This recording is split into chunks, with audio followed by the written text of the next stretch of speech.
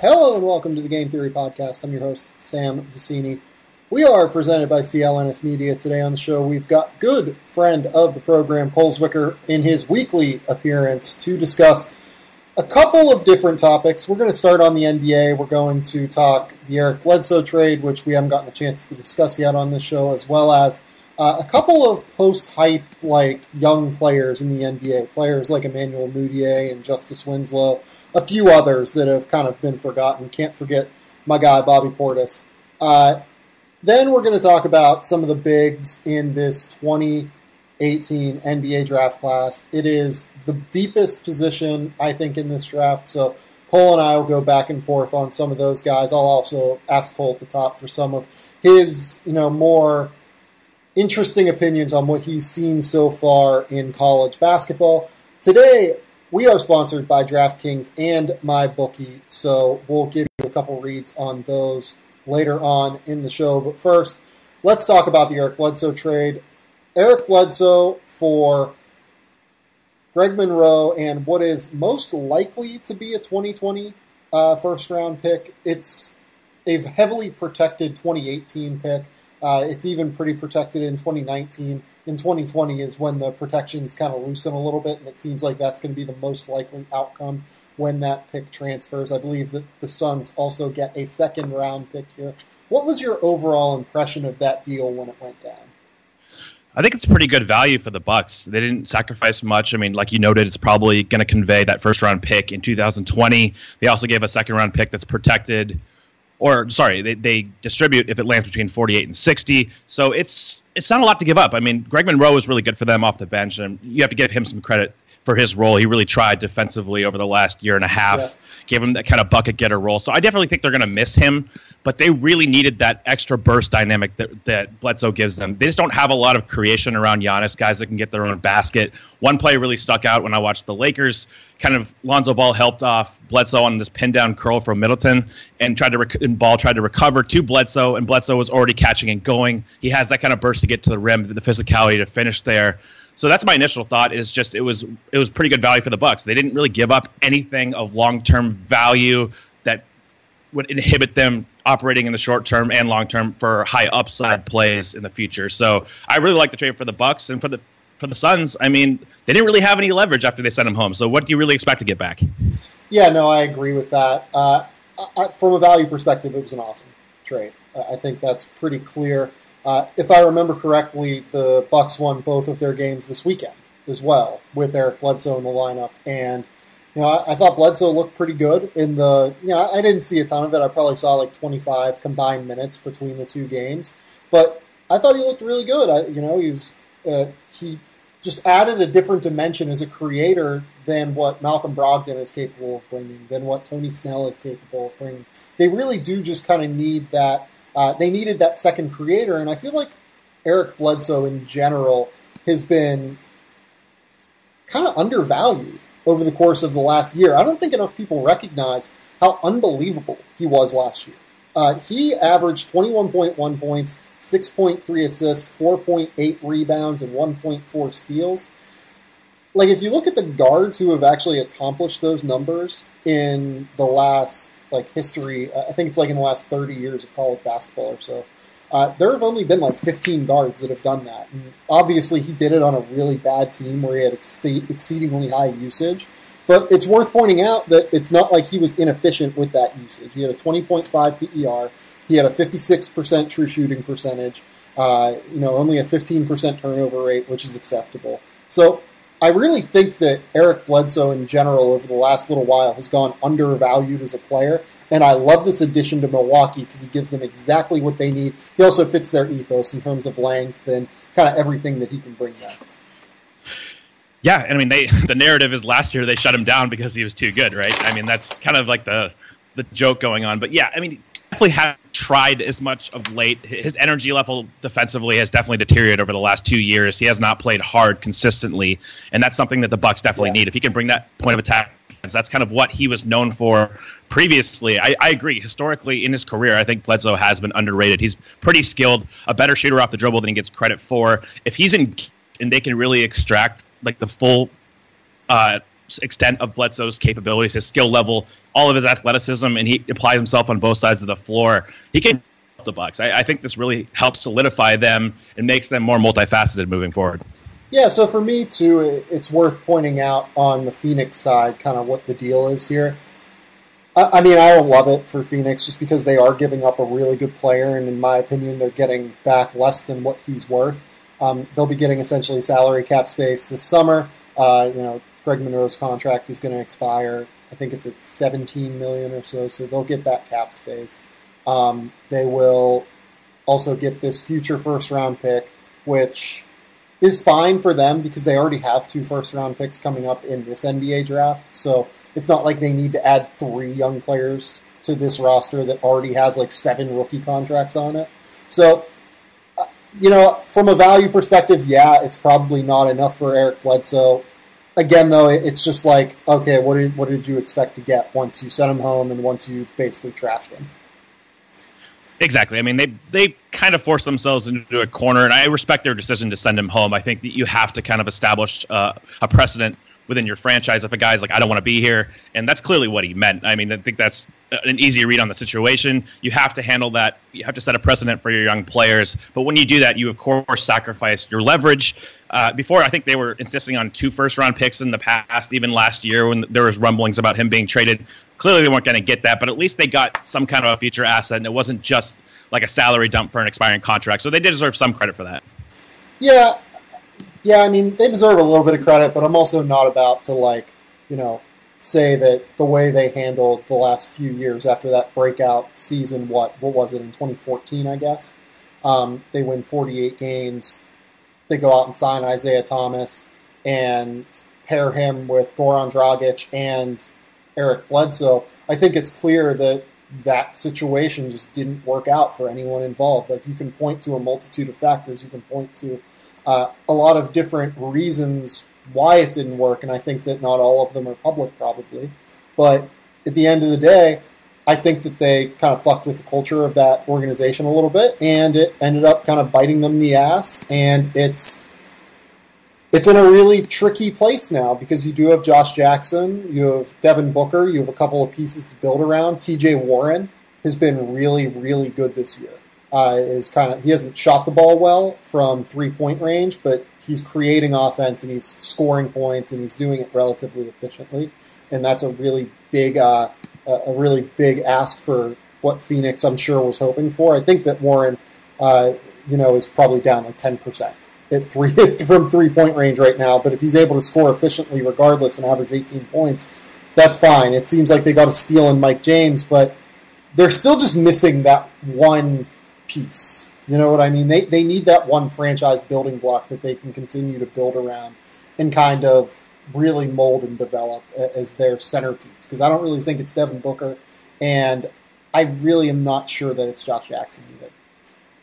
I totally agree with you. I have been impressed with Booker more so this year. I think he has improved as a passer. He's been better in pick and roll. He's seeing the floor, like the entire floor on skip passes. Before, he just wasn't doing that. And I think he's played harder defensively. I'm not sure if he'll ever be like a good or even adequate defender, but he's at least trying harder now. So I'm going to give him some credit, but I'm with you. I don't think that I see him as a franchise building block, but I have a pretty high threshold when it comes to those type of players. He's definitely a piece. I mean, he's definitely a guy that they consider in their calculus when they draft or whatnot. I think he's become that kind of player to where he is in the landscape moving forward. He is in their plans. It's just I'm not sure if he's a transcendent kind of talent. Also, like what you said about the history with Isaiah Thomas and kind of that fit, that infrastructure. I mean, they dealt Thomas for cents on the dollar as well. So, yeah, it was a tough situation. I mean, when you acquire 3 point guards, it's not going to work out that well for you. Well, it was a tough situation, but it was one that was inflicted by them. They didn't have to do this. And, I think Ryan McDonough is a really smart guy, but I'm skeptical of a lot of the decisions that have been made there over the course of the last few years, unfortunately. But let's move on. Let's talk about some of these post-hype guys. So I sent you a big list of players earlier today.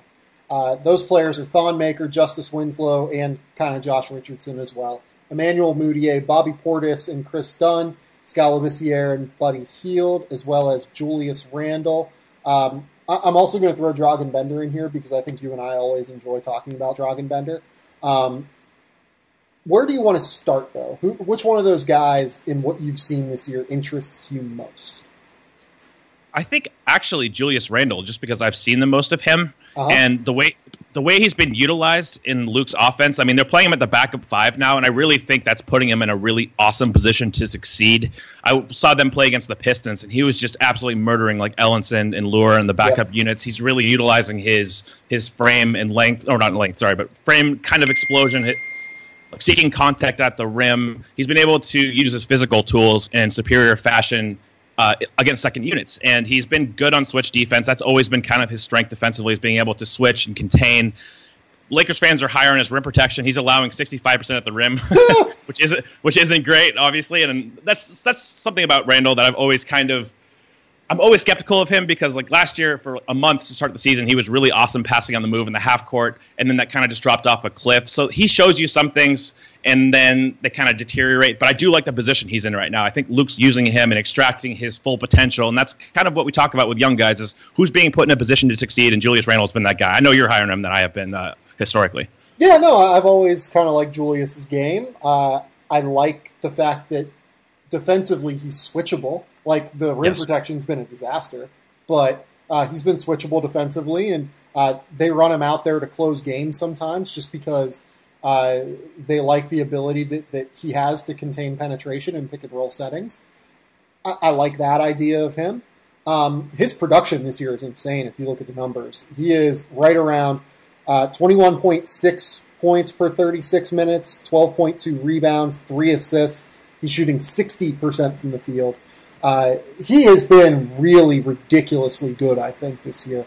And he's only playing 20 minutes a game. Maybe that limited minute load has really helped him as well, in addition to kind of just eating against second-unit centers. But there's a place for Julius Randle in this league. He's a very valuable piece. One thing I talked about, I went on the Hollywood Hoops podcast with Josh Martin and Eric Pincus last week, and we talked about Julius Randle potentially being packaged with Luol Deng, and Eric thought that, and Eric's much smarter with the Lakers and with salary cap stuff even than I am, but he thought that because Randle has an impending contract extension upcoming, that it would be really difficult for a team to take him on in addition to Luol Deng. I'm skeptical on Julius Randle getting a crazy amount of money this summer still, though.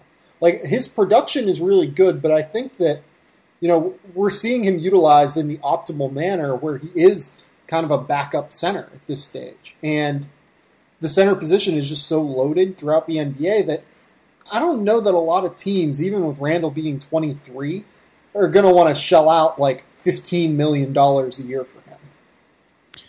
I agree with that. And also, are they going to trade anything of value for him? Because knowing the Lakers situation, they want to add stars, and that becomes really hard to do when you consider Randle into the calculus as a restricted free agent. So are you really going to part with anything that would be worthwhile to take back Luol Deng in that deal? So I agree. I think that he's being optimized right now. I'm kind of lukewarm on how he fits in a winning basketball team as far as a starting caliber player. I mean, in the role right now, I would have a lot of interest in him as a backup 5, but I think that is a cost-effective way to add someone in free agency. I don't think that his price... I'm similar to you. I don't think his price is going to be outlandish. I think you could get him probably for a reasonable cost without having to sacrifice anything in a trade. Like, I've been trying to figure out a way, like, if I can get him to the Wizards somehow. Like, that really interests me, finding a way to... That'd be fun. Yeah, because I think he'd be kind of the perfect guy, but that would have to involve them, like, taking on Jan Mahinmi in some way, because Jan Mahinmi, that contract might be the worst contract in the NBA right now. Oh, it's so brutal, man. He is at like $17 million a year for the next 3 years. I don't know if they got protection on that last year or not, but he is playing like 12 minutes a game right now. And if you're going to pay a guy starting center money, you really have to be able to pay him starting center money. He's at like $16 million for the next 3 years, not 17. It's just a disaster. That is a terrible deal. And it's really going to hamper Washington going forward. But I think those are the kind of places that Randle fits, right? Like, Randle would be really nice as a backup center in, you know, a place like Portland or in a place like Washington, like somewhere where he will be utilized with really, really good guards in pick and roll settings, and forward, I guess like Scott Brooks maybe not is the most forward thinking guy, but like I know Scott Brooks would like utilize him in switches defensively and like let him kind of do his thing. Yeah, Ben Rubin, just a shameless plug here for the Steppy, and he wrote a really interesting piece about like the platoon now of centers, having guys that can just do different things and treating the center position if you don't have one of the elites as just stacking guys that have different skills. I kind of think Randle fits into that construct really well. His skills are valuable in against certain teams in certain roles. He can be a plus caliber player. So that's kind of how I view Randle, as like that mismatch 5 at certain settings, and when he can get optimized on a team like the Wizards, that'd be great as far as with Wall. That would really work. Yeah, no. Like another team that I was trying to think of would be like Toronto, but Toronto just has a billion centers already, and like they would have to find a way to get off of Jonas Valanciunas' contract would be the key there. But like they're kind of ripe for a shakeup, like in that front court to me, and I kind of like the idea of Randle with those guys. You know what I mean? Oh, for sure. Is there any other of these guys that really entices you as post-side sweepers? That was Randle stood out to me. Is there anybody for you that has moved the needle? I mean, like I've always been high on Emmanuel Mudiay. I think that this has obviously been his most successful year that we've seen so far. I do think some of it is a little bit unsustainable. Like he's not going to shoot 48% from 3 throughout the course of the entire season, but he's, it's limited attempts right now. It's like 31, shots or whatever like that. Like he's still not finishing super, super well around the rim. He's still, turning the ball over probably a little bit too much, but he's become at least a useful piece right now. Like his scoring efficiency is still slightly below average despite shooting 48% from 3. That's really hard to do.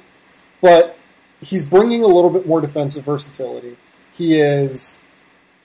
I think like he's turning the ball over still a little bit. His turnover rate is down like slightly, but it's more than that. Like it seems like he's just making better decisions with when to reverse the basketball and like when to just keep the ball moving instead of trying to aimlessly kind of drive into the paint and do a million things. You know what I mean?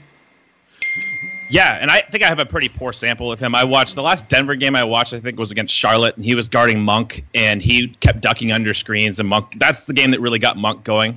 But yeah, I agree. The 48% three-point shooting is not going to be sustainable. It's good to see that he's improved in that capacity for sure. I mean, his mechanics look a little bit cleaner, so that's a huge development for him. He's 47% at the rim. The league average is 57%. And that's almost 50% of the shots. And that's kind of the area where I've always thought that he really needs to improve is as a finisher. Most point to shooting, I agree. I mean, ideally that would be the case. But he has never been like a great finisher on the basket. So that's something to look at. But I thought during the preseason there were stints where he was the better player than Jamal Murray. As far as I thought he outplayed Murray in certain games. So that's enticing to see. He doesn't look like he's a supreme disappointment at this point. I mean, when you consider context and like expectations from the draft, sure, but it at least looks somewhat promising as a rotation piece. I'm not going to go as far as say starter, but he at least looks like a capable backup NBA point guard. Yeah, like I would argue that, so I think they've both played 13 games now, he and Jamal Murray. I've probably seen parts of like 8 of those games just because I really like watching Denver. They're, super, super fun, obviously. I would probably argue that in maybe like 5 of those 8 games that I've seen, Mudiay has outplayed Murray. Now, Murray, the issue is that Murray's shot just isn't falling. And once that shot starts falling, which is inevitable in my opinion, he's just too good of a shooter to keep missing like this. That'll revert back. But I think it says a lot in terms of the growth that Mudiay has undertaken that, he has outplayed Murray for, stretches this year, I think is probably the better way to put it. Yeah, I agree. I think that makes a lot of sense. Murray, I think he got going the other night. I want to say he hit like 6 threes. So that was that positive. That was that positive regression that we were waiting for, and that's something that Murray really needs to go for him is that outside shot because he operates more as kind of a combo guard-esque in that system. I mean, Jokic initiates so much of their sets on those dribble handoffs. So really leveraging Murray's shooting is the most important thing. But if Mudiay can even shoot like 36% from three. That's a pretty vast improvement. I mean, that makes he can be functional in that system as a passer shooter if he applies himself defensively, because he definitely has more defensive upside to me than Murray does, and they could really use that diversity on the perimeter. Yeah, I totally agree with you. You know, Murray's probably worth talking about. Like he had that stretch of like 3 consecutive 20-point games where people thought, you know, he's really starting to get going, and then had like 4 straight with single digits where he was just missing shots left and right, and then had the 32-point game in his most recent outing where, like you said, I think he went like 6 of 8 for 3 or something. He's a guy that really just needs to make shots, or else he's, to me, not all that valuable. He's not a good enough decision maker and distributor and passer to overcome the lack of scoring if the scoring isn't there. And the defense, while it was okay last year, you know, like I wouldn't say he was a plus defender last year, but there are probably like 5 rookies in the NBA who end up being plus defenders on the perimeter or inside each year. But he wasn't a minus defensively last year, I didn't think. This year, I'd say he's pretty much just been that, and that's a huge improvement from what he was in college. But at the end of the day, like he just needs to make shots, and I think it'll come around. But at the same time, it is a little bit disheartening to see that he struggled with that a little bit. Yeah, and it's an ideal fit for him, again, playing next to kind of playmaking front court. He really needs to share that burden. If he was in more of a lead guard role where he had to command more of the usage and create for others and himself at a higher rate, I would be more skeptical. But yeah, in that offense, he really just needs to make more spot-up threes. He's gotten into the lane pretty well this year, I thought. I mean, that's the one area of his game I've underrated is his finishing acumen. He's got a little bit more craft there, a little bit more athleticism than you'd think. And defensively, I still have a lot of reservations, but one thing he does is he tries hard. And that's the best way to eliminate so many of these mistakes. Like he overextends on the perimeter. He's not ultra quick, but he does compete. It's kind of like the Lonzo factor where the feet aren't great, but he does recover. He has the length to an extent. Super high IQ. Yes, that too. So, I mean, you can compensate for a lot of weaknesses when you have IQ and you try hard, and that's what I see from Murray on that side of the ball. I'm not sure if it's ever going to work with him and Jokic in like a pick-and-roll setting. I think Jokic's defense is probably a little underrated positioning-wise, but he definitely has his issues with athleticism and all of that. So that pairing defensively, I've never been super high on as far as being able to contain in like a playoff setting. But, I mean, offensively, it's an ideal fit for Murray. How much of the Heat have you watched this year? A decent amount. I caught I can't remember where they played the other night, but I wanted to see them because they were starting Winslow, and I've always been kind of a Winslow guy. Yeah, Winslow's been really interesting to me this year. What has been your take on him before I kind of delve into where I'm at? I like, again, the way Spoelstra's using him. I mean, he started the season as their kind of backup 4, but he was more of a primary creator type, so he'd run like that small ball 4, run some pick and rolls. I think his creation ability is pretty underrated. Like, he can Eurostep in space. He's a pretty good finisher as far as, I'm not sure what his percentages are, but he at least has good body control around the rim. And his defense, I'm really high on his defense. I think that was the one thing coming into the draft where you just knew he was going to defend. He's got the frame, he's got the IQ, the versatility. So when you combine that intersection with his passing ability and ability to finish respectably at the rim, I like that role for him as that bench creator type. It just comes down again to the shooting, 29% from 3. How workable is that in a starting lineup? Yeah, it's really hard, I think. In terms of lineups that he's been most used with, I think it's been like a little bit difficult for him to really kind of get settled in with any one lineup because he's not played with any group of players more than 40 minutes, and he's played with 9 different lineups over 10 minutes a game, or over 10 minutes this year. So, like, he's been kind of tried with a lot of different groups, you know what I mean? And the 2 that he's been used most with was kind of that backup unit where he was, with Wayne Ellington and Tyler Johnson and Kelly Olynyk and Josh Richardson, and then he's also been used quite a bit with Goran Dragic and Dion Waiters and Josh Richardson and Hassan Whiteside as like that pseudo small ball 4, right? And it's interesting to me in terms of how they have kind of worked that because offensively when he's played with the starters, they've been really, really good. And I don't really understand how that works functionally, just because I guess Dion has become a good enough shooter now to where he actually really has to be respected in a fairly significant way out there. Like he's hit, over the course of, I think, the last 3 years, it's something like 36% from three.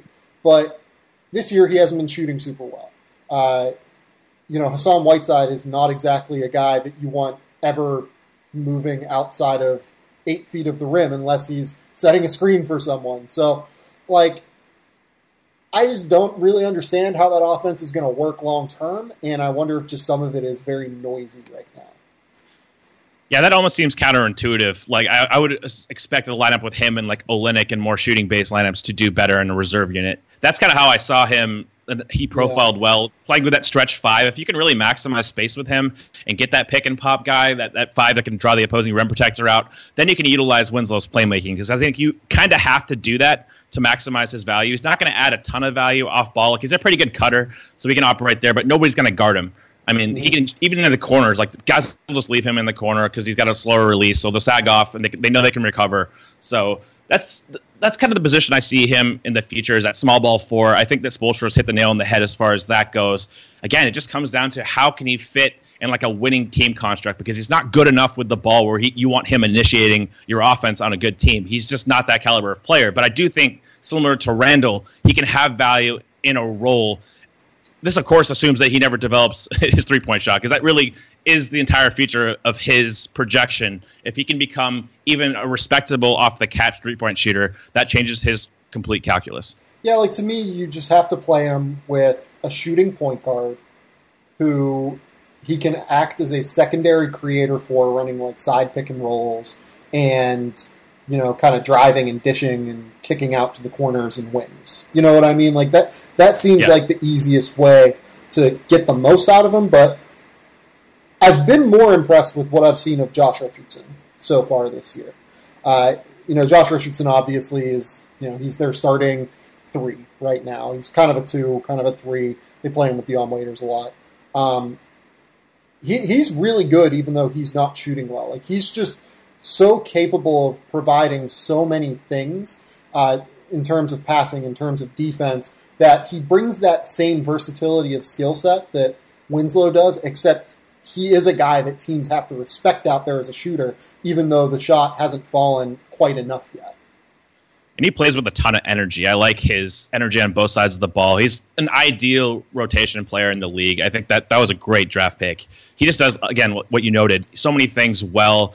And I think the shooting is going to come around. In the preseason, he was coming off pin downs and knocking down shots. He was on fire. So I think that will positively regress, and he will become more proficient as a catch and shoot guy. He's never been a knockdown shooter, but he's a proficient shooter. I think he can shoot threes, he can space the floor, and he defends really hard. I mean, he makes mistakes. He's not the most high IQ defensive player. He's pretty good, but overall, I think he's one of those guys that we talk about that are pretty easy to fit on winning teams. So that's the advantage he has over Winslow. So can we talk about Bobby Portis real quick? Because I have enjoyed very little more than I have enjoyed Bobby Portis coming in these last 3 games and just destroying folks. God, he's been super productive. I can't bring myself to watch the Bulls. I think I've seen them twice this year, and I've not seen any kind of Portis minutes, so I'll rely on you here. But his production has been pretty ridiculous. Yeah, so he's averaging, 19.3 points and 10 rebounds and 2 assists per 26 minutes in those 3 games that he's come off the bench and played. He was a big reason why Chicago stayed within 5 of Toronto. He was a big reason why their game against Indiana was a little bit more competitive than what I expected it to be, at least. I didn't watch any of the San Antonio game just because I don't see any circumstance where that was going to be competitive. But he just looks a lot more fluid out there, I guess, in a way that he always looked super robotic and looked super stiff when he played out there. He looks a bit more fluid now. His three-pointer is falling. He's shot fucking 10 of them. But, it's falling, and it looks a little bit smoother coming out of his hand. His rebounding energy has been awesome. It seems like that incident with Nikola Mirotic maybe clicked something into place, and he realized, I have to play with controlled energy instead of just blind energy and, craziness and, anger that he used to play with. Maybe this has helped. Maybe this helped harness some of those skills. What have you thought of Kris Dunn?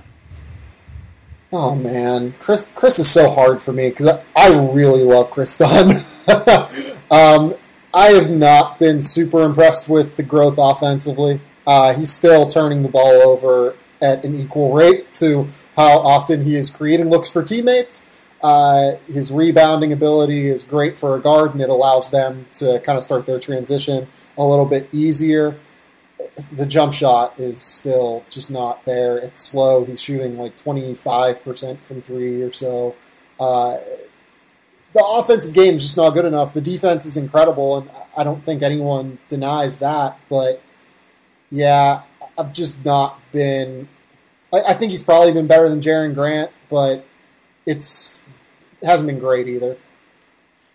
Yeah, the loose handle is really stuck out to me. Like, when I watch him dribble, he loses so much of his in traffic, like, navigation.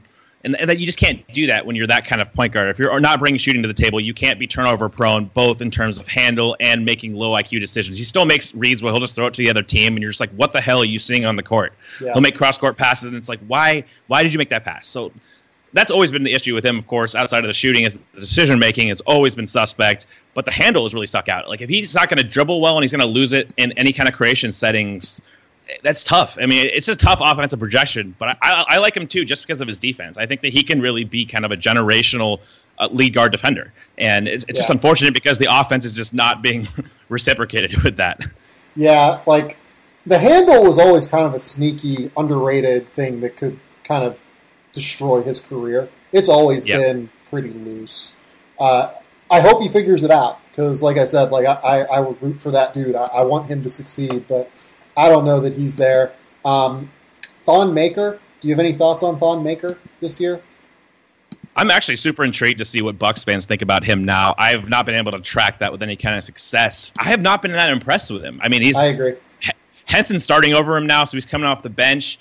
Obviously, his best trait still are his feet defensively, but even in like pick and roll, like when I watched the Lakers game, like he wasn't that good in that setting. Like he was late recovering. He would sag off too much. He wouldn't be able to recover to block shots. He moves well when you have open space and you can kind of slide. I'm not sure how good of a pick and roll defender he is yet. And obviously, a lot of his offensive output and upside is tied to his three-point shooting. He needs to be able to shoot threes. I don't see any kind of playmaking from him. He gets absolutely destroyed on the glass at times. Like everybody saw the Oklahoma City game where Steven Adams just punked him repeatedly. Yeah. So it's just tough. I mean, I get his conceptual fit in that offense if he can shoot. It makes a lot of sense next to Giannis. It's kind of having two guys that are super rangy defensively, and you need that spacing to maximize Giannis with the ball.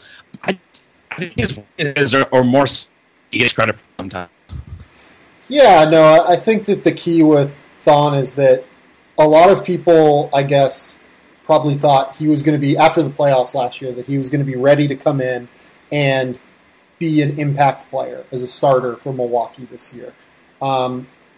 He's just not strong enough yet. He's still a project. That's the thing. Like, you know, I've always been lower on his overall ceiling just because I don't think he's really ever going to create consistently. But if he can knock down threes and be a good defender on the perimeter and block some shots, I think that has value. The rim protection hasn't been quite as good as what it was last year, just kind of anecdotally. I don't really know what the numbers say on that, but it doesn't seem like he's had as much success there this year. And the rebounding is just not good enough. Like he's just not a good enough rebounder right now for his size and for his position. And it's really hard to have a positive impact when you can't really create and you can't really rebound. And whenever your rim protection has been, I don't know that it's been bad, but it just hasn't quite been at the level where, like last year, I feel like he was averaging like 3 blocks per 36 minutes. Like this year, I feel like it's not nearly that. And the Bucks desperately need defensive rebounding. That's always been kind of their bugaboo with their lineups, just because they play Giannis at the 4. They don't have a supersized lineup all around. You need that 5 position to rebound. That's why you have big people in the game. So he's not really bringing that big man defense to the level that he needs to if he's going to be such a rudimentary offensive player, especially. You can get away with some of the trade-offs in certain roles. I think he ultimately projects better as a starter because you want him next to more creators. Yeah. But to do that, you have to bring better rebounding. He has to get stronger. He's got a really weak base, lower body. He gets moved off position way too easily. So he's definitely a work in progress. I don't necessarily see the high upside either. I've always been kind of more tempered on his ability to contribute. I know the playoffs were great last year. The ability to mirror Lowry in space like for an entire like half of the court, was phenomenal for his size. He has rare movement skills, but I'm not sure if the IQ and the positioning are there yet to really fully unleash those. Anything on the Kings guys? Like, we can really talk about that entire team within the context of this conversation, I guess. But like, Scal and Buddy are the two guys that I specifically pointed out here. What have been your thoughts there? Scal's side rim protection has been pretty good, I think, for the most part. He's interesting as far as rotating over. He's agile enough and long enough to make those rotations. I think that way too many possessions end in him in the mid-post as far as fadeaways go. Yeah. Like, their offense is pretty rudimentary. They're scoring. They've had some games that are just unwatchable. Like, they played the Pacers. I can't remember how many points they put up, but it was like they could not put the ball in the basket. He just can't. It's hard for him because he's, again, similar to Thon, he's just not physically capable of manning these 5 spots. I mean, Sabonis just destroyed that team because they had nobody that could really anchor inside. So I like the fact that he can elevate over the top in the mid post. He can create his own shot. I'm not sure how efficient that is as far as, you have to be really good in those settings to be good in a good team. Like Porzingis types who can really elevate over the top, score in the post. That's his best skill. I'm not sure how much he's respected as a pick and pop guy. He doesn't really open the floor up that much for Fox. At least they're starting to play more one big lineups. They're trying to mix those in, even though they've gotten boat race for the most part defensively from what I've seen. But at least they're trying to open up the floor a little bit. I don't know if he projects well as like a dribble handoff guy or whatnot. It just kind of seems like he's pretty one-dimensional in that he can get you baskets when you need them with like moderate efficiency. But again, he's a tweener type. He's caught between the 4 and the 5. I don't know if you can play him on a good offense at the 4 because he doesn't space the floor from 3 well enough. And then the 5, you have all those Thon-level defensive trade-offs. Yeah, I agree with most of what you're saying. I think conceptually he should be a much better pick-and-pop player and should be a lot better at dribble handoffs than he is. I will say it feels like they don't really run a lot of that action, though. Like I think theoretically he should be pretty good at just, playing in a dribble handoff and diving to like that 12-foot range and being able to knock down that shot. This year, from like between 10 feet and the 3-point line, he's shooting like right around 41%. So when a significant portion of your shots, I think that something like 40 to 45% of his shots come from that range. Whenever that many shots are coming from that range, you really need to hit them at like 46, 47%. Otherwise, it's going to tank your efficiency. Like, he's shooting right now 48% from the field. If you look at his raw percentages, they don't really look that bad, but his true shooting percentage is below league average right now just because it's really, really hard to be efficient doing that. And I think he's someone that can be efficient doing it. He just needs to actually start making more shots. And I think he will start to do that as his career progresses, but it's hard right now. How do you feel about his 3-point upside? I agree. I think they run a lot of horn sets where they have the 2 bigs on the elbows, and that's kind of conditioned on him getting like post ISOs. That's like the last option out of that set is him isolating in the post, so you get like those lower percentage shots. Shot. Yeah. So what do you think about his 3-point upside? Do you think that he can extend his range consistently to there? I do. The shot is just so smooth and pure. You know what I mean? Like, it's so fluid. It comes up so naturally from his lower half that I think as he continues to get stronger, it's going to continue to come for him. I really am a pretty big fan of that upside. Okay. Yeah, I'm always a little bit more skeptical on guys that have more shot input. It does look really smooth, but he gets a lot of elevation. It's just a little bit too much into it. I like bigs that shoot like set shots where it just comes out a lot easier, but I'm not saying he can't shoot. I mean, if he can shoot threes... Type.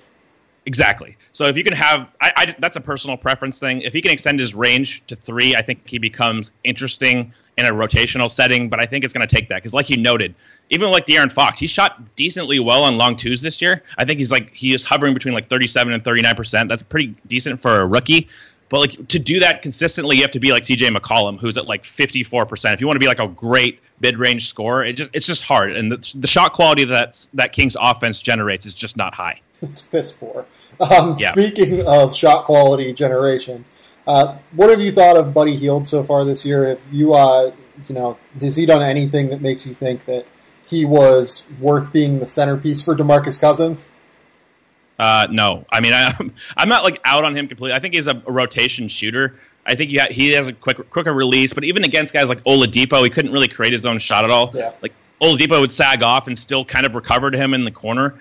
And I think he blocked like 2 of his shots, I want to say. That's just one of the recent games I've watched. But I mean, I think he's a bench shooter. I think that he has a spot in the league. He's a high character guy you want on your team who can make shots. And I haven't really seen anything that he's done as far as creation wise. He's not really great in pick and roll. He doesn't have that kind of acumen. He's not like a huge off screen guy like Jamal Murray was coming out of college. So yeah, I think he's an NBA player, but I definitely don't think he was, worthy of being the primary returning piece in the Cousins trade if that's how you view it. I will say this, my comp has always been better Jody Meeks for him, okay. And that seems to be kind of bearing out right now. He's hitting 39% of his threes. He's averaging 12 points a game. He has not finished efficiently in the paint, which has been a pretty significant issue, especially given how often he tries to create and get into that range. I've been encouraged by the rebounding activity that he shows. I think he's averaging nearly 5 a game. He has an 18% defensive rebounding rate. He doesn't turn the ball over. His passing has been a little bit better this year, I think. He does a lot that's interesting. I just don't think he's a game breaker. I agree. I really like that comparison, actually, with a better Jody Meeks. I think that's a good way to put it. Yeah. All right, Cole. Before we move into some of this college basketball stuff, we have to pay some bills here. Our first sponsor of the show today is DraftKings. Listen up, Hoops fans. Basketball season is back, and now that your favorite hardwood heroes have returned to action, it's time for you to put your fantasy knowledge to the test and to win huge cash prizes every night playing one-day fantasy basketball at DraftKings.com. At DraftKings, there are so many ways to play. Choose from public contests with huge cash prizes or private contests where you can compete against your friends. They even have beginner or casual contests where you'll play against people of similar skill levels. The best part is that you get to draft a new team every day, and drafting a team is arguably the best part of fantasy. The only thing better is that you get to win cash to do it. Just ask Dan from St. Louis or Jeremy from Austin. They both turned a $3 entry into $1,000. They have huge cash prizes and bragging rights. It is only at DraftKings. Use the code CLNS at DraftKings.com to play for free with your first deposit for your share of $10,000 in total prizes. Don't wait. Use the code CLNS at DraftKings.com now to choose your lineup, and you can seriously cash in tonight. That's code CLNS, only at DraftKings.com. There's a disclaimer here. It is a minimum of $5 deposit required. Our second sponsor today is MyBookie. It's coming up to holiday season. You need cash, and I know where you can get it. MyBookie is the place to score serious cash on your sports predictions. Believe it or not, the holidays are just around the corner. Thanksgiving is next week somehow. It's crazy. And while that means plenty of parties and gifts and spending, it also means there's lots of football and basketball and hockey. And you can score big every day. Man up and play like the pros on game day. You can play money line, side or total. MyBookie is your hookup for all your betting needs, and it offers super fast payouts for when you win.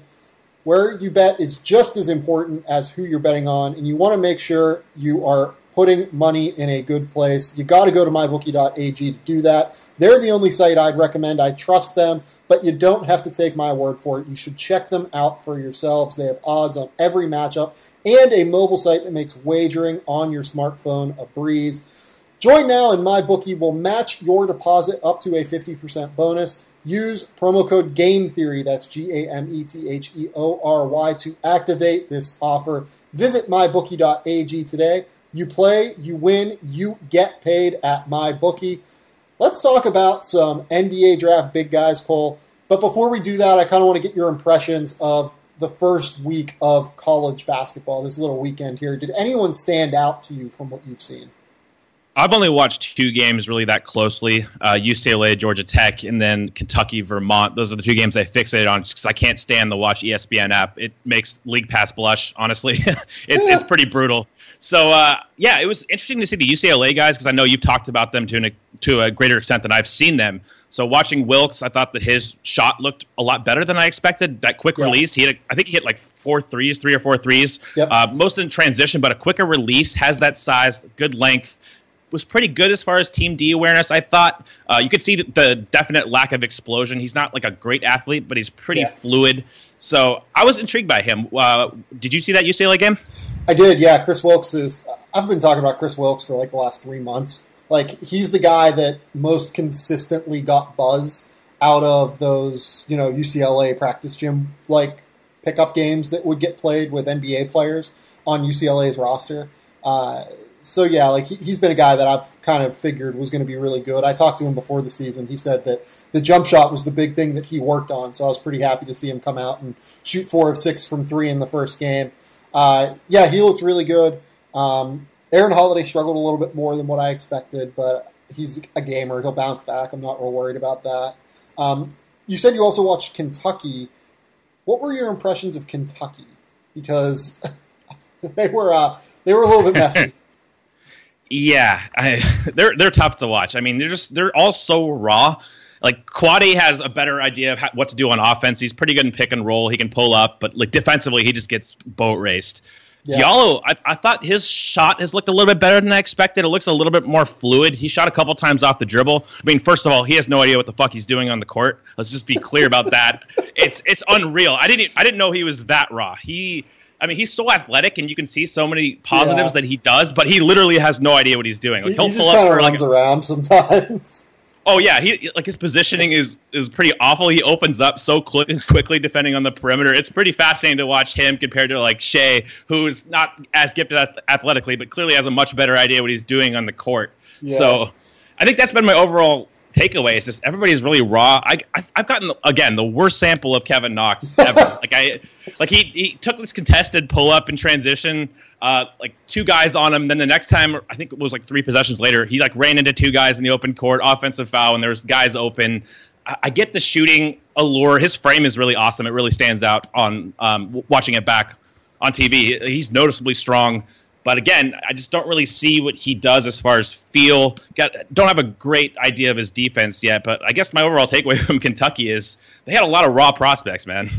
Yeah, this entire team is raw. That's one thing that I've kind of talked about a little bit is that, I do have, I think, 3 Kentucky guys on my big board, but I would not be surprised if we see a situation where like only 2 guys out of this massive freshman class end up declaring for the draft, just because this is a situation where a lot of these guys just aren't ready yet. Like Kevin Knox, I think he has a pretty good chance to be a one and done, but he did not look good this weekend. Like he went like for 11-8 against Vermont and was a lot better against them than he was against Utah Valley. But he struggled a lot against Utah Valley. The jump shot looks, I think, pretty good, but it's hard for him right now. I think because he doesn't necessarily have the handle with which to create, but he does have the first step that kind of gives him the confidence to create, and it's just not kind of there yet, Yeah, I think P.J. Washington looks the most polished just because he's the most ready. Like, he has the frame, he has the skill level to where he can at least score. I get, like, a lot of Kentucky guys say that he's stuck out the most watching practices and stuff, and I understand that very well after watching the game. He definitely looks the most ready. Yeah, I mean, Kevin Knox is the guy. I agree with you. I think that he has the most one-and-done potential just because you can see the shot projection there. You can see, he had a catch and shoot from the corner. It was contested, and he's just so tall. He has those long arms, so he can get over contests. But like you noted, the handle doesn't seem to be there. The feel doesn't seem to be there. He'll make it the extra pass, but I don't know if he really sees the floor that well yet. And I wasn't that impressed with his burst. He had one dribble handoff opportunity where it seemed like he had advantage, and he couldn't turn the corner against one of these Vermont guys. So that, again, small sample, but nobody's really stuck out as necessarily impactful. Like, this isn't Malik Monk or De'Aaron Fox from last year. Those guys are like clear-cut NBA guys right away. This class looks more like a work in progress. I'm really interested to see how they progress over the year, just because you have pretty expanded notes now about these guys being raw. Does Diallo have better positioning on ball? Does he actually know how to defend and like chase guys off screens without like shooting the gap and just running into people? So that'll be interesting to follow. Hey, sometimes you just got to run into folks, man. I was impressed with Wenyen Gabriel the first game. I will say that. Okay. I did not like him at all last year, and I've kind of been down on him as a prospect ever since that like breakout summer a couple summers ago. But he was pretty valuable, I thought, off the bench. Like, I kind of thought he won them that game against Utah Valley. Like, he was like a big part of how they kind of kept close in the first half, and then also kind of pulled away in the second half due to his activity level. I think he's going to be an important one. And yeah, like you said, P.J. Washington was the guy that I was saying kind of coming into the year. I don't think he'll be their best player, but I think he'll be their most productive player. And that's kind of borne itself out so far. I think that'll probably be the case throughout the year. They have a game against Kentucky. I will talk about that, or against Kansas, I'm sorry, in the Champions Classic. I'll talk about that on Wednesday a little bit. But, yeah, I'm excited to kind of see the way that the winds blow on this Kentucky team. It's going to be an interesting group. Let's talk about the bigs and have our Marvin Bagley argument, because, oh boy, is it going to happen. You are not high on Marvin Bagley, is that correct? I'll put it in context. I have him 5th overall, so it's not like I don't like him at all. I'm just more suspect of him than I am of the other 4 top guys. Okay, so for people who don't know Marvin Bagley, I just kind of want to introduce him. 6'11", 234 pounds, like a 7'1" wingspan, not crazy long. He's genuinely probably the freakiest athlete at 6'11" that I've ever scouted. He is so fluid. Like, to me, the best comp for him is like Amari Stoudemire with like lateral quickness. Now, Amari developed the jump shot and developed all of these different moves that made him so valuable in that 7 seconds or less scheme in Phoenix. But athletically and in terms of who he reminds me of, that's kind of where I'm at with Bagley. And Amari was, I think 5 times All-NBA and probably should be a Hall of Famer in my opinion. So that's where I'm at with Bagley in terms of what I see. I do agree the skills are very concerning. Like, the shooting is not good right now. He can handle a lot better than what I think people give him credit for. Like, he is a guy who can legit, like, grab and go and transition and finish. He's a far above the rim finisher. Defensively, I like the fact that he sat down on the perimeter this weekend. He really battled and tried whenever he was left out. Like, they flat out left him out on an island a lot of the time, and we're just like, yeah, Marvin, we trust you. Awareness is going to take some time, I will say that. But they're essentially running it when they're in man-to-man. They've kind of split time between man-to-man and zone just because they have both him and Wendell Carter, who we'll get to in a minute. But when they've been in man, they're just switching everything 1 through 4 and letting Wendell kind of sit in the middle. And it's worked really well so far. He does get out of position sometimes, but he's 19, or I think he's 18 right now, and that'll just kind of take some time. Yeah, and I've only caught the second half of the second game where they played almost entirely zone, so I've not seen him move on the perimeter that much yet, intricately as far as viewing. I like the Amari Stoudemire comparison.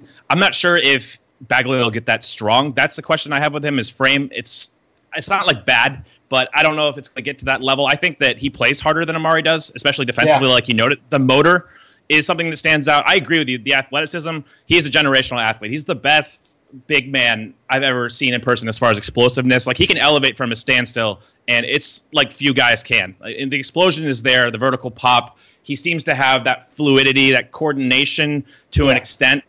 I agree with you on the big space handling. I haven't seen him be super shifty with the ball enough to where I think that'll translate in a half-court setting yet. He can do it in bigger spaces. He can definitely grab and go. He's got a functional dribble, but I'm not sure how shifty he is with that, how much control he has over that yet. The shooting, again, I think a lot of this this projection comes down to the shooting. Can he shoot these catch-and-shoot threes? He hit a corner one the other day in the first half. I didn't see it, but I heard about it, and from what I've seen, his free throw shooting isn't horrible. His touch doesn't seem great, even though his touch on left-handed shots around the rim is really good. I think that's what's stand up. He's had those jump hooks with his left. Of course, he never finishes with his right. That's one of the weaknesses he has to work on, is having that duality, that ambidexterity. He, to me, is a tweener type. And between the 4 and the 5, and he needs to show more perimeter skills. If he shows those skills, I am completely with moving him up. I think he's going to be productive just with his athleticism. Kind of like, I'm not comparing them exactly, but kind of like John Collins, where he's just really fluid, good motor, and he just produces. I'm not saying they're the same player, but kind of like that with Bagley. I think he's going to produce at every level. But thus far this year, he really just has lived off of being a dynamic athlete and out-athleticing inferior competition there. I don't know how much his skill... Yeah, his skill level hasn't really even come to play yet. So if he shows that, I'm definitely okay with moving him up. I'm just a little bit more skeptical of how he projects to the next level. He had like kind of a nasty like Euro step finger roll in transition that kind of showed his body control and his fluidity. But 100% agreed with you. Like dropping 25 and 10 on Elon and 24 and 10 on Utah Valley or whatever the fuck it was. I'm not worried about that. His athleticism motor combination is always going to play up against bad teams. I'm interested to see him against Jaren Jackson tomorrow night, against a very long, athletic defender who will cause issues for him. I do think he might just outwork Jaren Jackson. He's really good. He really is just kind of a freak. But we'll see. I do have Bagley right now at number 2 on my board. I have him below Luka Doncic. To me, he's a guy that's going to produce on any level, just kind of like you said. Like, he is a 20-10 guy to me in the NBA. You can talk about the fit and being a tweener, but he's 18 years old. He's 6'11", 234 pounds. And you would think that, like, over the course of the next decade, he'll probably add 15 pounds and become stronger and begin to, like, have a bit of a better anchor inside to protect the rim. You know what I mean? Absolutely. I think that's definitely in his realm of outcomes. He doesn't have that length like you noted, so that makes me a little more skeptical. His instincts protecting the rim, his anticipation hasn't been great in what I've seen. Again, it's only been a half in a zone defense, but he was not rotating over from the weak side in that zone. There was a lot of easy cuts that their opposition was making, and he was not reacting to that. And that's something that you got to see is that reactionary athleticism, because he doesn't have the length to really compensate for that.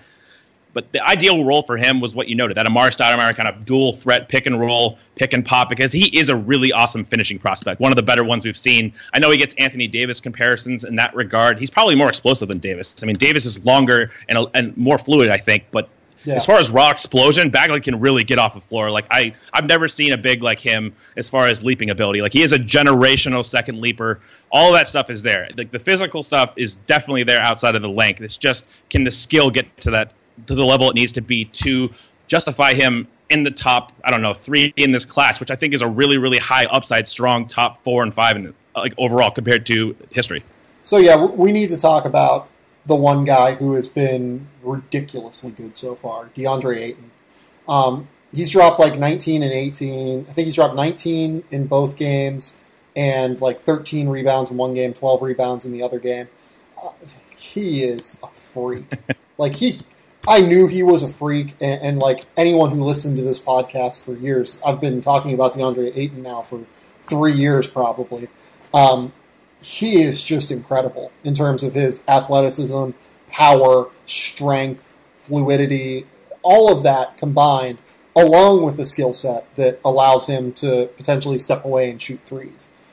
He, to me, is the highest upside player in this class. Like, I think I'm there, where as long as he continues to play hard and as long as he continues to, consistently bring effort and energy and motor, I think he has a higher upside than anyone in this draft class. I was on with Rob Doster last night on the College Basketball Talk podcast, which you all should subscribe to, because Rob is terrific and a really fun dude who's been on this podcast many times. Ayton is just, like, there's Greg Oden stuff there with Ayton. And Oden is one of the best prospects that I think I've ever seen in my life. And I'm so fascinated to see the direction that this goes this year with Ayton, because he is unbelievable to me. If the defense comes in the anticipation, the rim protection stuff, if he has a high awareness defending the interior, I totally agree with you. That's the big issue with me right now. That's the big unchecked box. Offensively, he has elite movement skills. We're talking about a guy that runs the floor like a damn predator. It's unreal. Like, watching him glide over the floor, I don't think I've ever seen a big that fluid at that size. He just doesn't look real. No, he is 7'1", 260 pounds and moves like a wing. It's unreal. But the skill level, like you noted, can handle in big spaces. His passing this year, I thought, has been pretty good. He's shown some nice looks from the post. He has vision there. That's something I've seen in the past improve over like a 6-month span between Nations and Hoop Summit. So that looks good. The shot from the foul line looks pretty projectable. His mechanics are fine. He shoots a little bit flat. I don't know how well it's going to translate initially from 3, but he definitely is coordinated enough, and he has the baseline foundation to shoot threes eventually. It just comes down to the defense. We've seen him sink down really low and slide when engaged, contest shots. He's more of a high pointer rebounding than he is a guy that's going to rebound really out of his area consistently. He's not like somebody who's going to box out and then go to the other side of the key and rebound. I haven't seen too much of that yet. But he can definitely protect the rim from a standstill when he's engaged. So if he shows that defensive acumen that puts him in that kind of Bamba area as far as recognition skills, if he shows that ability and he has I agree. He has the highest kind of offensive upside, especially out of these bigs. I don't really think it's close. Like, you just can't teach what he has as far as coordination and skill level. So Arizona plays NC State next Wednesday. I am terrified for Omer Yurtseven's life. Oh, God. Like, DeAndre Ayton is going to see this dude who's his size, and he's going to be like, oh, cool. This is going to be super fun. He's going to, like, just dunk on his face. I am excited for that. Like, I think that's going to, like, challenge him almost in a way. Yeah, he is. I think the defense has been fine this year, too. Like, he's blocking shots. He's protecting the rim really well.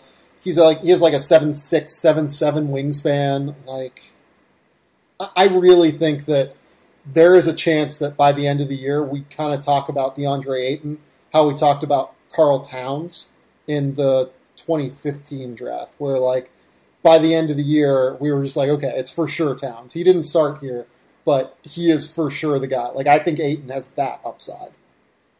I agree. I think that's the guy that came to my head as far as at least offensively.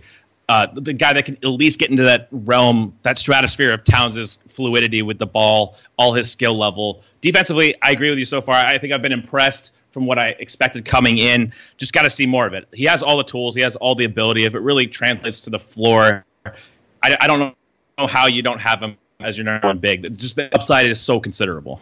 Yeah, I'm starting to think that, you know, whenever I have my mock draft come out at some point this week, I might have Ayton higher than Marvin Bagley. Like, he's just been kind of a freak at this stage. Agreed. Let's move on and talk about Mo Bamba. I have Mo Bamba at number 5 on my board. So 3 of the top 5 guys here on my NBA draft board, big guys. That's kind of random given the fact that I talk constantly about big guys and that position going away at the NBA level and just not mattering as much because there are fewer spaces. But whenever you're talking about the elite of the elite, you still want to have that guy. And that's, I think, what we're talking about with these 3. And with Mo Bamba, you're talking about a player that has legitimate NBA Defensive Player of the Year potential. He has a 7'9" wingspan. He moves his feet fluidly like a wing, like he can switch any screen and have zero issues. The wingspan, like if he extends his arms out, like in the middle of the paint, there's no passing lane, period. Like he is like, you know, I was standing next to, the first time I saw him was, I think, back in 2015, maybe 2014, probably 2015. And I was standing next to an NBA scout buddy of mine, and he just looks at him and goes, that guy is a dinosaur. Like, that guy is not like anything that we have seen. And I was like, yeah, that guy is, he's unbelievable. He's a freak. He is just a genetic monster that I think is, it's really hard to see how he fails in the NBA as long as the motor is consistent. Yeah, I think out of the bigs, well, at least with Ayton, he's most likely to realize his upside, if that makes sense. He doesn't have the same amount of upside as Ayton, but I see him realizing his full potential a lot easier just because of what you noted with the defense. He has the Gobert measurables, 7'9" wingspan. That would be the longest in the NBA. But he pairs that with ridiculous mobility. Like, I always tell the story about the Hoop Summit when they were scrimmaging this select team, and Bamba closes out on this one shooter from like the opposite side of the key. He gets all the way over to the other side corner and scares the living shit out of this guy. And you just never expect guys like his build to move like him. He can really move in space, super mobile. Offensively, he's kind of a rim runner right now, but he has pretty good hands. He can change ends on the ends of the floor, of course, running either side. Flashes skill as a passer, some straight line handling ability. The shooting, we've talked about this, I think, in the past. I'm not sure what to make of it yet. A lot of people think he can shoot threes eventually. I think I'm in that camp. He has the ability. He has that baseline where I think he can shoot a corner three. I'm not sure if he can shoot anything off movement. I would bet against that. But he's comfortable in the mid-range. He looks like fluid there. He's got high intellect. He's a really, really bright kid, so that's good to see. It just comes down to how much strength can he add.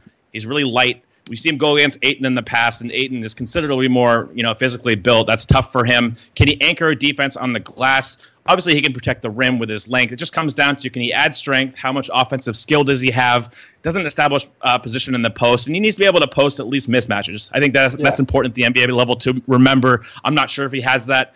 What do you think about his motor? That's the one element of his game I haven't really able to grasp yet is how hard he plays all the time. Is he known for being like a high motor guy or what? Motor's always been the consistent concern about him. There are times where he doesn't necessarily show it.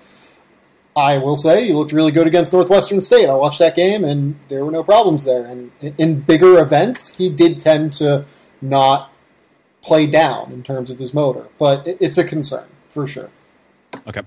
Overall, though, I don't know that there's a whole lot else to say about him right now. He's just a total freak defensively. We'll talk about him throughout the season.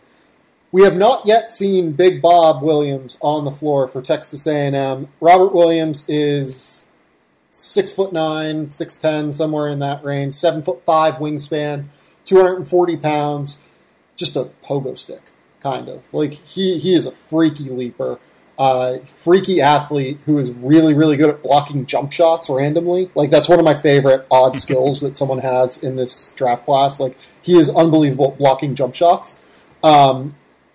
In terms of his offensive game, definitely more of a rim runner, roller type, gets out in transition really, really well. The jump shot has potential. Like, I think he could get there eventually, but it's going to take time and energy to really mold that. I will say that, like, I heard some rumors that, like, he wasn't great in a couple of their, like, secret scrimmages this, before the year. Like, I heard he was okay, basically. Like, he wasn't amazing. Still has a lot of the same issues, basically, that he kind of showed throughout the course of his time as a freshman. But at the same time, he's just a freak, man. Like, that guy can play in the NBA as a rotation big man as long as the athleticism continues to stay there. Yeah, I echo all of that. I think he's actually kind of an interesting passer, too, when he's stationary. Like, he has some vision that he demonstrated last year. I'm not saying he's any kind of, like, dynamic playmaker, but he at least has that ability, and that's good to see. I just worry about teams playing him at the 4 at the next level. Will any team really trust him to anchor their defense? He just has a long way to go. Obviously, he's a dynamic shot blocker, but I don't know if he's as disciplined defensively right now that he needs to be. Not super physical on the interior, doesn't actively box out. He's not a good screen setter. So there's a lot of intricacies defensively that he doesn't do yet. The girth, I'm not sure about that as far as, holding up on the glass on the interior in the post. But, yeah, I mean, like you noted, he's a pogo stick, great athlete, and he's going to have a place in the league. I mean, with how much transition-based the league has become, this guy can change ends. He's skilled enough to where he can develop these things. It just depends on what role he's placed in, what position he plays. Again, a little bit afraid about the 4 thing. I mean, I know Miles Turner played the 4 his rookie year and now slid to the center. Hopefully that's kind of the same trajectory that Williams takes, because I definitely think he's an NBA 5. Yeah, no, 100% agreed there. Let's just kind of move on to another guy, because I don't really know that there's a whole lot else to say about Robert Williams beyond that. Wendell Carter is very polished, not a great athlete, but has just about every single skill that you want in the book right now for a big man. Can really, really create in the post, has a ton of different little tricks there. Can really, has improved as a shooter, at least. I don't know if he can really knock down threes, but he can knock down the occasional 3 now. He uses his length really, really well. He's a super high IQ player. Despite that lack of athleticism, he knows where to go and knows where to be. Overall, what are your impressions of what you've seen of Wendell Carter? I think he's probably, in my opinion, the most underrated player in the class, just because of the Bagley dynamic coming into Duke, and people kind of forget about this guy. I really like him. He takes a backseat. He takes a backseat as far as, his physical tools, the athleticism, like you noted. I think he's actually a pretty decent athlete. He carries his weight well, like 257 pounds. He moves well for that size. I think that he slides well. I've seen him sink down in a stance, and it's really impressive for how he's built. But yeah, not a generational leaper type. He doesn't have that plus length. I think he was listed originally as a 7'5" wingspan, and then at Hoop Summit, they knocked that down to 7'3", and he definitely looks more like a 7'3" wingspan.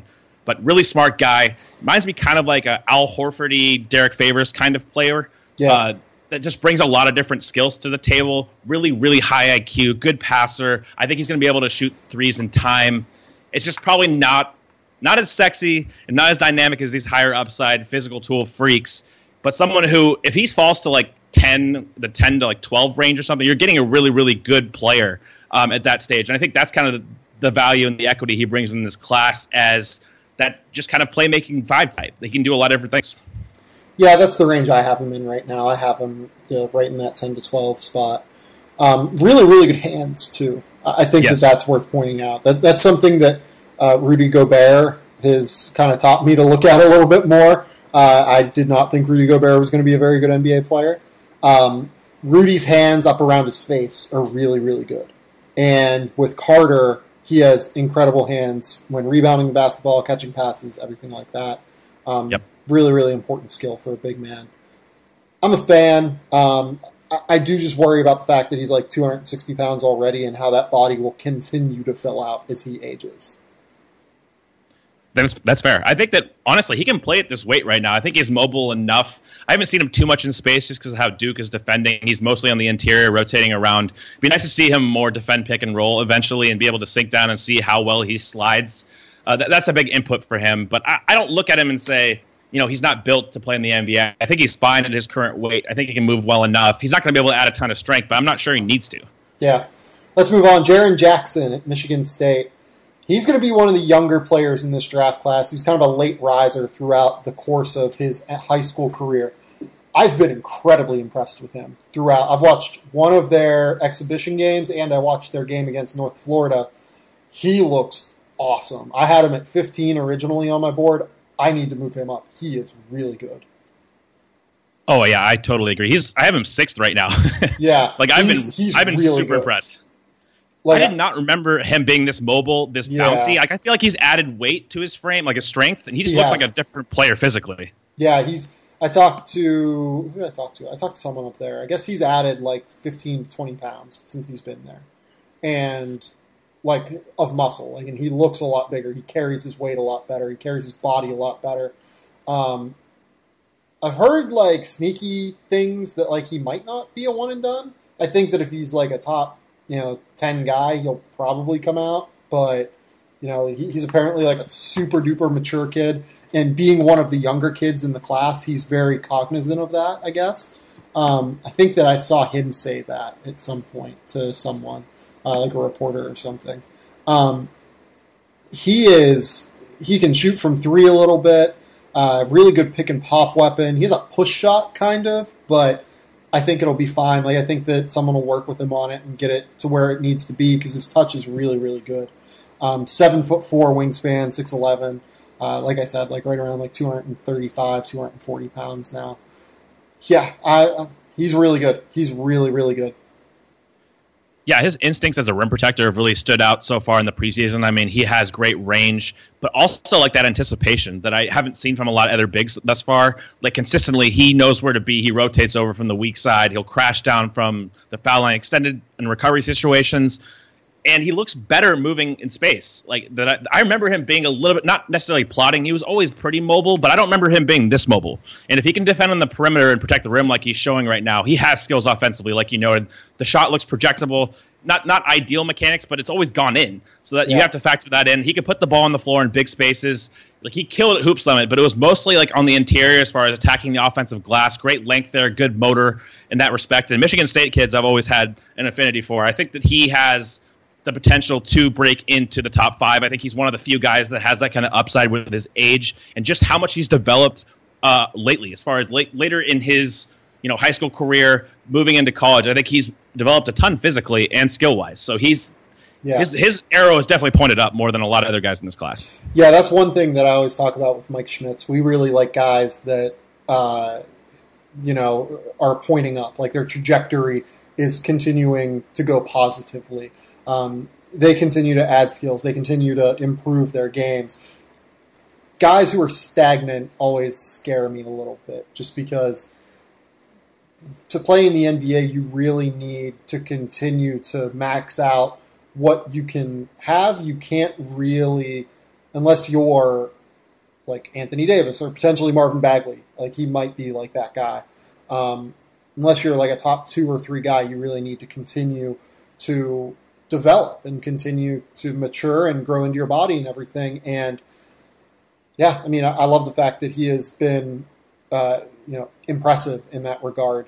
Let's move on and talk about Mitchell Robinson. How much of Robinson have you seen? He's in a funky spot, obviously. I've only seen the McDonald's game as far as actual viewing experience. He wasn't at the Hoop Summit or anything like that, and I didn't see a lot of him in high school.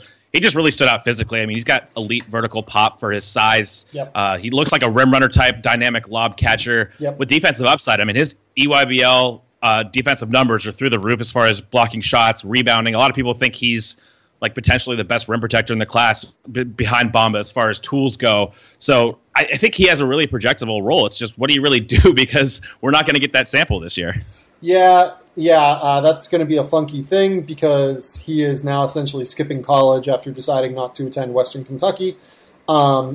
He's just going to be working out for the NBA draft and getting into better shape and hopefully taking care of business. I am very skeptical of that route. I will say that with a guy that has a long way to go in terms of growing with his basketball IQ. And like, he's a guy that I think needs to be on the floor, kind of helping himself and learning and, getting to where he is a bit more reactive on the floor instead of just relying on his athleticism. Yeah. Good hands, incredible explosiveness, really good in transition, really, really good offensive rebounder and a good defensive rebounder. A team that needs athleticism is in their front court. It's probably worth taking a shot on him, but he's going to be a high-risk, high-reward type player in this class. And I'll say one thing about his kind of build. He has those high hips. Yeah. So I don't know how well he can move backwards. That's a huge part of defensive input for centers, is sliding backwards and pick and roll. How well can you change directions that way? He looked kind of stiff in McDonald's, but I'm not going to base everything on that. I agree. I think he's one of the better dice rolls as you get farther down in the draft, just for his archetype and how he can project. He has a clear role, and we've seen these dynamic, physical specimens. He's not as big as DeAndre Jordan, but you kind of get the idea as far as just being a physical freak and someone who is at least coordinated enough to catch lobs. I know he can do playmaking a little bit. I've seen some of his high school tape. I'm not sure if you want him doing any of that stuff as far as handling the ball, passing and stuff like that. No. But he has a projectable role, and he's a freak athlete. Those are good traits to work with. Chimezie Metu, I got to see Chimezie out in LA on Friday in person. 6'11", 225 pounds. Has really improved his skill set, man. He looks really, really good right now. What were your thoughts on Chimezie coming into the year? I mean, he's a dynamic athlete in space. He has that pop and agility. You can see him change ends as a rim runner. That stuff's all there. I think he protect the rim pretty well from the weak side. I'm not totally sold on his interior defensive anticipation yet. I just haven't watched enough of him.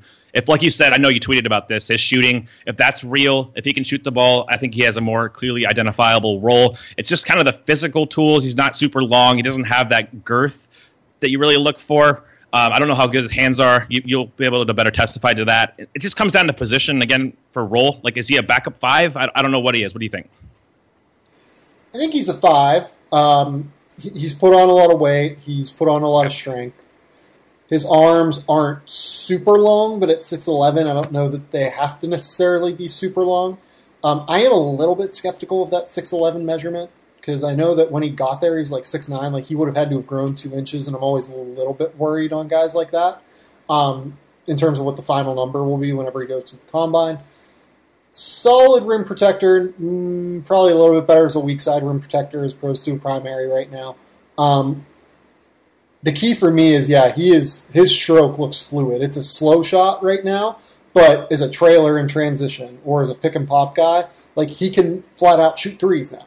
Like, he has that range to knock down threes, and it's been a gradual growth.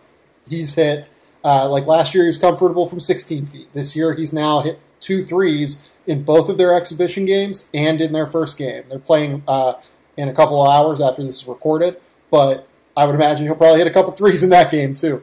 He's really, really talented, really good pick and roll player, bouncy as all hell. He can get up and throw down. He has really good hands above the rim, above his head. Solid rebounder. I think that his girth will be a little bit, will make him a little bit questionable there, because I don't think he's ever going to be more than like 240 pounds at best as a center. But at the end of the day, again, he's a guy that I'm cool rolling the dice on in the last part of the first round at least, like in those final 10 picks, I think. Is that where you have him on your board? Yeah, I have him at 19 right now. Okay. Like, I have guys like Shake Milton, D'Anthony Melton, Justin Jackson, Mikal Bridges, like right below him. Like, he's in that tier to me. Got it. Yeah, he's one of the guys I have the least feel on right now. So if you have him in that range, I'm a fan of all those guys. So I'll definitely watch more of him this year. And in terms of bigs, like, you have to go a ways down now to get to, like, my next big guy. Like, my next big guy is Austin Wiley. So we went from, like, 19 to, like, the 40s on my board. I think that says a lot about just kind of what I value in terms of prospects. Like, I think you have to be really, really good to be a big, to be worth selecting a big in the NBA draft, I should say. I think a lot of the time you should just mostly be taking wings and guards and trying to find bigs on the open market. How much of Austin Wiley have you seen? Enough to have a reasonable opinion on him. I haven't seen a ton, but enough to have like I'm with you. I think I have him probably in that 40 range just because, again, I value bigs differently. And I think that's the trend now going to the league is you want to get bigs at reasonable cost if they're not special bigs. And Wiley kind of fits that. I don't really see a lot special about Wiley. 6'11", 260 pounds, 7'5" wingspan. He has the size. He is super, super strong already. He's not a terrible athlete for someone being that size. Like he can move a little bit, but he's, I don't know, would you say he's a worse athlete than Wendell Carter probably? Yes. Yeah, I think he is. Yeah, I don't know if we're going to get to see him this year either because he is suspended by Auburn due to being pretty clearly named in the FBI complaint against Chuck Person. So, like you can kind of go through it, and it'll be very clear which of the player number is Austin Wiley, just given his unique recruitment circumstances. But, yeah, I'm not as high on him. He's worth a dice roll in the second round to me, but I'm not as high on him. Another guy I'm not as high on, Mo Wagner. Like, some people like Mo Wagner for some reason. Yeah, I went on an Atlanta Hawks podcast, Locked On Hawks, and he actually brought up your name and said you were not a fan of him, and I agreed. I think that you can see the allure with the pick and pop kind of floor spacing. I just have never been a fan of his defense, his physicality, rebounding, all of that stuff. I don't know how well he projects to the next level. And with Michigan guys, you always have to be very skeptical of their finishing numbers around the rim, just because their floor is so well spaced that it's kind of like a performance-enhancing drug for numbers. Mo is someone I'm not super in on. If I was taking him, I would be like, okay, I want to take you in the second round, and I want to pop you back in Germany and see if you can just be a stash and maybe develop your game that way. Yeah, that's definitely fair. I mean, I would take someone like Ethan Happ over him personally. That's where I'd lean. Yeah, I wanted to talk about Ethan Happ too. He's intriguing to me.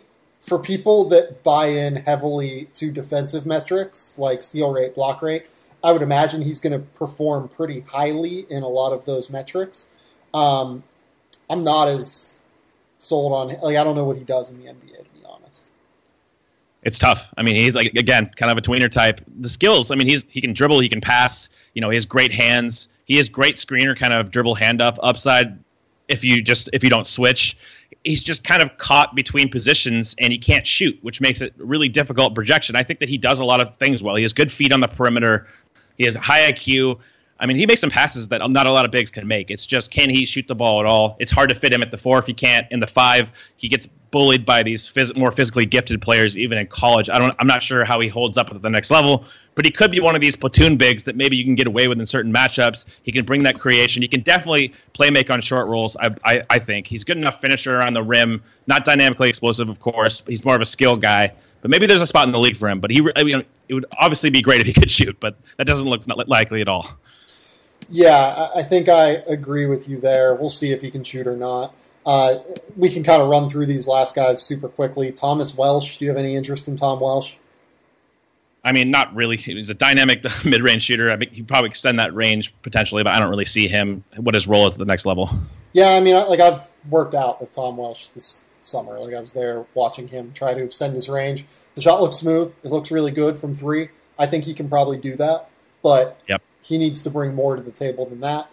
Brandon McCoy, are you someone that is a Brandon McCoy fan? Not really. I mean, I saw him at McDonald's. He just stood out because he wasn't nearly the caliber of athlete as the rest of these guys. More ground bound, has a strong frame, seems like a good rebounder with decent touch. I was actually kind of impressed with some of his mid-range shots. He just lacks that explosion that is noticeable. And then can he guard in space? I don't think so, and it's just not enough of an athlete and not skilled enough to make me that intrigued. Yeah, like to me, he's a guy that like should be a rim runner, but doesn't ever end up like trying to do that, I guess.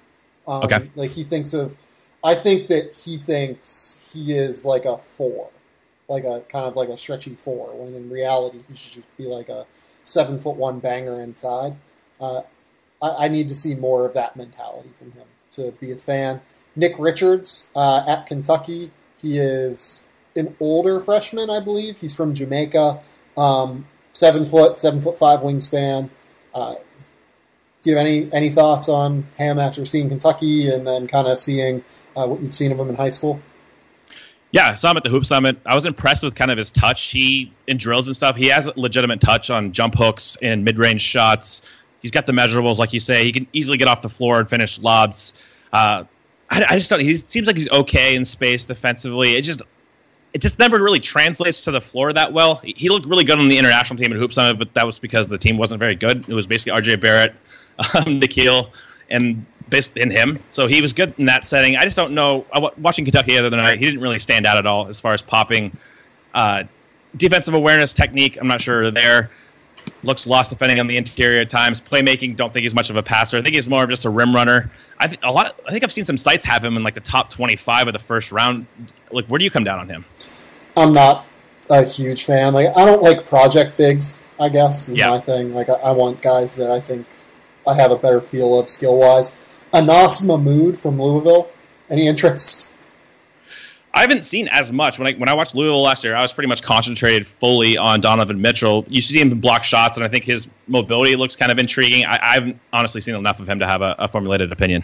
Yeah, I mean, he's one of the more mobile bigs that I've seen, just in terms of the way he moves his feet on the perimeter. He can block shots inside. I'm worried about the body, though. Like, I don't know if he'll ever be bulky enough to play center in the NBA. Isaac Haas from Purdue do anything for you? Not really, no. Yeah, you and I aren't really fans of like the super giant kind of guy, you know. You got to be Boban to be that, so. Yeah. Have we ever talked about Jonathan Williams? Like, have we talked about Jonathan Williams on this podcast in the forwards? I don't remember. I don't remember either. I am a fan of Jonathan Williams generally. Okay. He is, to me, one of the better defenders in all of college basketball. He's so versatile there. He can do so many different things. The jump shot, I'm a little bit skeptical of. Like, I don't know if he's ever going to be. I know that like he hit 40% from 3 last year. I don't know that he'll ever do that necessarily consistently. But I do like the fact that he is as versatile as he is defensively. He can create some shots in the post against mismatches. The key, though, is that he is mobile on defense and he's a good weak side rim protector and a great athlete. Yeah, he definitely does. He has positive traits on the floor. It just comes down to the shooting for me. If he doesn't have that, I'm not sure how much you can really project his career at the next level. Drew Eubanks at Oregon State? Honestly, I've not seen him, so this is all you. Kind of like a 6'10" athlete type that is still very, very raw offensively. I did like what I saw from him in their first game. They played Southern Utah. I was kind of curious on them just because they were very, very different than what they were last year, even though they have a lot of the same pieces, because they had to deal with so much injury. He got to the line 11 times in that first game, which was really, really good. Did foul out, though, in like 20 minutes, so that's a concern. He's interesting, though, as like a big-bodied, 250-pound guy who I think can actually hold up athletically. Jesse Govan. Any interest there? Never heard of him. Plays for Georgetown. Was a guy that I think a lot of people were excited about due to the fact that he was 6'11", long arms, bigger bodied, but he is like a bigger bodied guy. Like I've always been concerned about him being in the proper shape. You know what I mean? Like one of those guys. Got it. He dropped 20 and 15 in their first game against Jacksonville with 4 blocks, so maybe. We'll see. Wouldn't be a surprise if you start to see him pop up a little bit more just because they're going to dominate their schedule. Their schedule is fucking joke. Like in the early part of the year. There's not really another thing to say about that. Last guy I'm going to bring up, I think, is Mike Daum. Mike Daum from South Dakota. Any interest there? For South Dakota State? Again, I've not seen him, so this is all you. Stretch 4, stretch 5 type, big guy. Averaged 25 points a game last year. Whenever you do that, you're going to get noticed for sure. Yeah, that's about all I got. Like, he's not a great athlete, but he can shoot off of screens. He can shoot off the catch. He can shoot off the bounce. He can do a lot of different stuff with the shot. I mean, do we care about Omer Yurtseven or Marquise Bolden? No, not me personally, but yeah, I mean, like, I think Yurtseven a little bit more than Bolden, but I've never been huge on Bolden necessarily. Couple of sneaky guys. You've seen Killian Tilly a lot, I would imagine, being in Washington, right? Yeah, that was the one guy I had left on my list that I was going to bring up. Okay, I'll bring up Mamadi Diakite first at Virginia. Just kind of a bouncy 6'9" athlete who, theoretically one day might be able to shoot. Probably a 4-year kid in the middle of his sophomore year. So I would say maybe we'll see on him. But Killian Tilly, go ahead. Yeah, just really coordinated and smooth. I think he's more of a fluid athlete. Decent athleticism. The three-point shot is his main allure. Kind of a fluid and fast release on his jumper. Really, he survives a lot on runners. He's pretty good touch as far as that's his scoring output. If he's not shooting, he can attack a closeout in straight lines and put up a runner. Decent passer, kind of flashes that quick decision-making, especially in high-low situations. I don't think he's advanced there. Has enough of a face-up game with his handle. Space D, he looks kind of mobile, but I'm not really sure if he can contain sitting down, in space. Rebounding, not super physical. Lacks that girth, that physicality to carve out position. Length, that athleticism. Still, I'm not sure if that translates defensively. And, yeah, I mean, over-reliant, again, on floaters. I'm not sure really what he does at a high level if he's not just a pure space 4, a pure stretch 4. I think the NBA is probably going to like him more than I do. Yeah, I mean, coaches love him. Mark Few up there loves him. Tommy Lloyd up there loves him. I was just up there, 2 months ago now. They all are huge fans of Killian Tilly because he is so smart. He is one of the highest IQ players, maybe in the country. He's a little bit bigger than what I think you gave him credit for. I'll say that. Looks a little bit stronger this year. Looks like he's gotten into better shape. Had 12 rebounds in their first game against Texas Southern. I think he is kind of a sneaky decent rebounder. But overall, yeah, the jump shot, he needs to be a shooter. He needs to be a guy that can step out and knock down threes consistently. Yeah, I agree. I think that, he has a pretty solid frame. I think he was 230 before this year. I've not seen him this season yet. So if he's added strength, that definitely helps his projection on the glass especially. So, yeah, there's some intrigue. And again, I think that the league is probably going to like him. Like you noted, if he's that highly regarded as an IQ guy and he has that floor spacing ability, he's going to have some allure. Yeah, I'm trying to think if there are any other random freshmen in this class that one day could potentially be these big man types, maybe an Oscar da Silva at Stanford. But I don't know if they're worth talking about at this stage. I think that a lot of these guys are more future-based guys. We're getting into the weeds, Cole, so let's end it there. Cole, tell the people where they can find your work. Check out the Stepien again. I just wrote a piece on Ben Simmons' current impact and kind of how he has to reach his ceiling outcome in the future, the ways he can do that. So check that out on the Stepien. And again, keep tuning into this podcast. Probably get more into breaking down what we've seen so far in college basketball in the next couple of weeks because we've gone through all the positional groups now. So yeah, stay tuned. Cole does great work. You should all go follow him at Cole Zwicker on Twitter, ColeZwicker.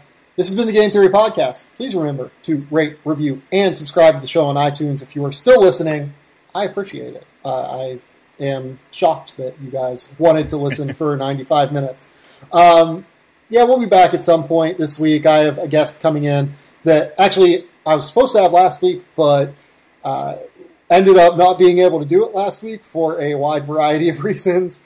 Very busy person as well as a couple other things. Beyond that, though, just keep it locked to The Athletic. Subscribe there. That's where all my work is right now. And until next time, we'll talk soon. Bye.